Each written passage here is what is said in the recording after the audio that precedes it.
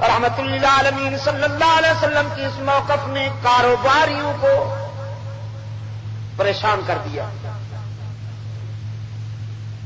کاروباری کل بھی پریشان تھے توحید کے تصور سے. اللہ انہیں شفائے کاملہ نصیب فرمائے, اللہ انہیں شفائے عاجلہ عطا فرمائے. دیکھیے ہم تو دعا کرتے ہیں, سچی بات.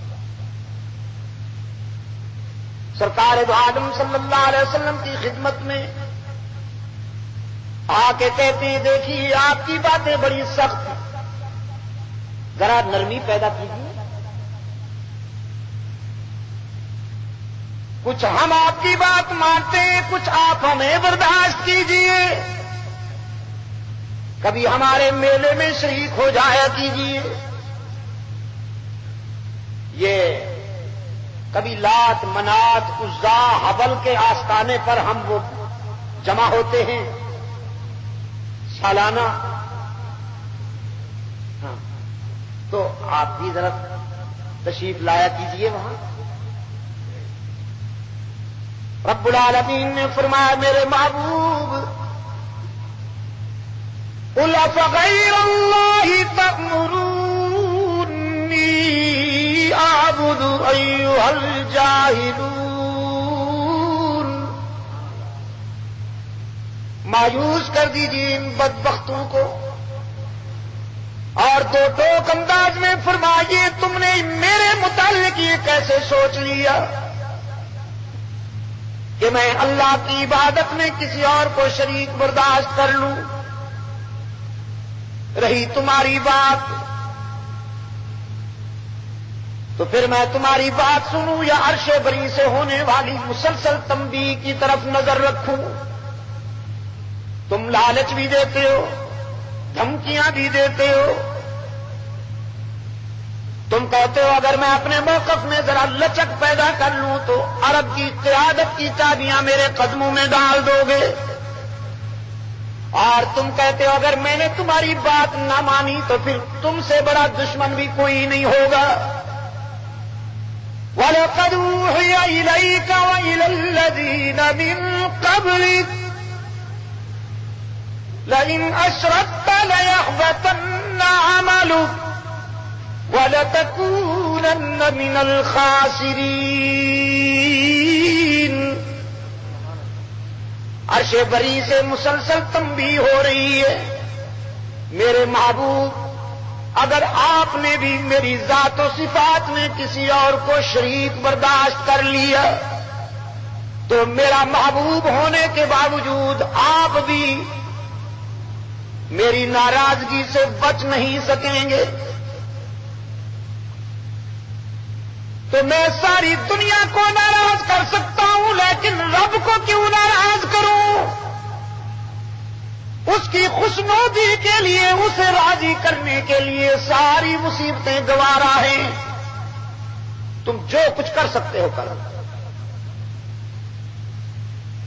رب العالمین نے فرمایا میرے محبوب گھبرائیے نہیں, یہ سب دشمنی پہ تلے ہوئے ہیں, جو کر سکتے ہیں کر لیں, مگر میں نے تجھے ایسا دوست عطا کرنا ہے, میں نے تیرا ایسا رفیق منتخب کر لیا ہے کہ جس کی وفائیں تجھے ساری دنیا سے مستغنی کر دے گی.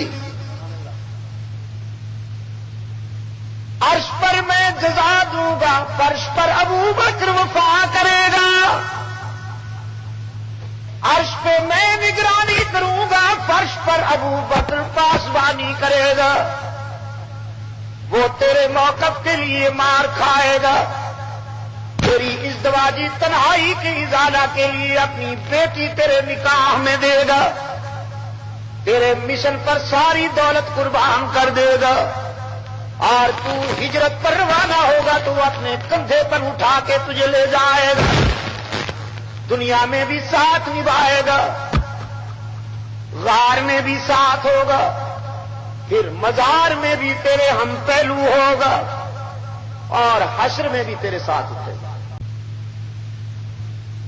اگر تم سب میرے پیغمبر کا ساتھ نہ دو تو میرا محبوب تمہارے تعاون کا محتاج نہیں, اس لیے کہ میں جو اپنے پیغمبر کا مددگار ہوں، فقد نصرہ اللہ، اللہ اپنے پیغمبر کی مدد کیا کرتا ہے۔ یہ دعویٰ تھا۔ اب دلیل، اذ اخرجہ الذین کفروا ثانی اثنین، رب العالمین نے فرمایا ہجرت کی شب جب کفار نے مل کر یہ پروگرام بنا رکھا ہے کہ ہم رسول خدا صلی اللہ علیہ وسلم کو خاکم بدہن مٹا دیں گے،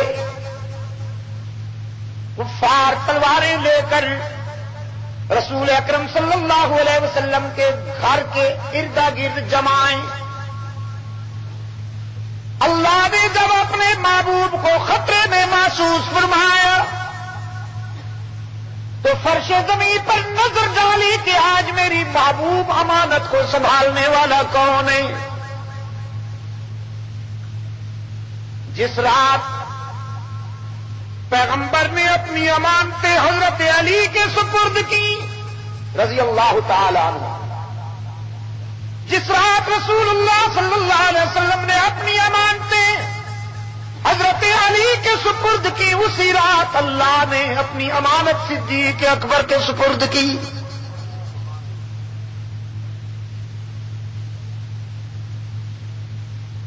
تو روتے ہیں پیغمبر کی زندگی میں صلی اللہ علیہ وسلم، ایک معراج کی شب اور دوسری ہجرت کی شب۔ ان دونوں سفروں کے لیے اللہ نے اپنے پیغمبر کے رفیق منتخب فرمائے۔ معراج کا سفر خوشی کا سفر تھا اور ہجرت کا سفر غم کا سفر تھا۔ معراج کے سفر میں خوشی کی انتہا تھی اور ہجرت کے سفر میں جزاک اللہ غم کی انتہا تھی۔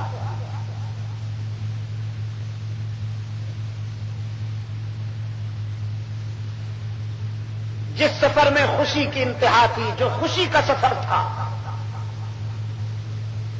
اس کا رفیق بنایا گیا حضرت جبرائیل امین، جو تمام فرشتوں کا سردار ہے، جو نوریوں کا سردار ہے۔ اور جس سفر میں غم کی حد تھی، اس میں رفاقت کا اعزاز حضرت صدیق اکبر رضی اللہ تعالی عنہ کے حصے میں آیا۔ خوشیوں میں وفا کرنا مشکل ہے یا دکھوں میں وفا کرنا مشکل ہے؟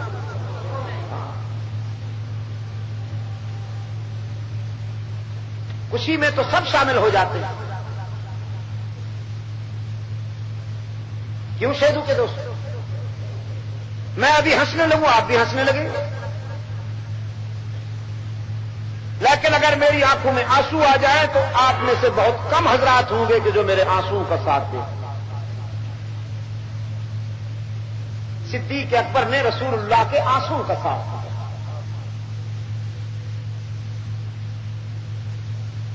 یہی تو وجہ ہے سرکار دو عالم صلی اللہ علیہ وسلم بڑی رقت کے ساتھ فرمایا کرتے تھے، ابو بکر میرے دکھوں کا دوست۔ جب ساری دنیا انکار کر رہی تھی ابو بکر نے اقرار کیا، جب ساری دنیا بغاوت پر تلی ہوئی تھی ابو بکر نے اطاعت کی، جب ساری دنیا دشمنی کرنا چاہتی تھی صدیق اکبر نے دوستی کا حق ادا کیا۔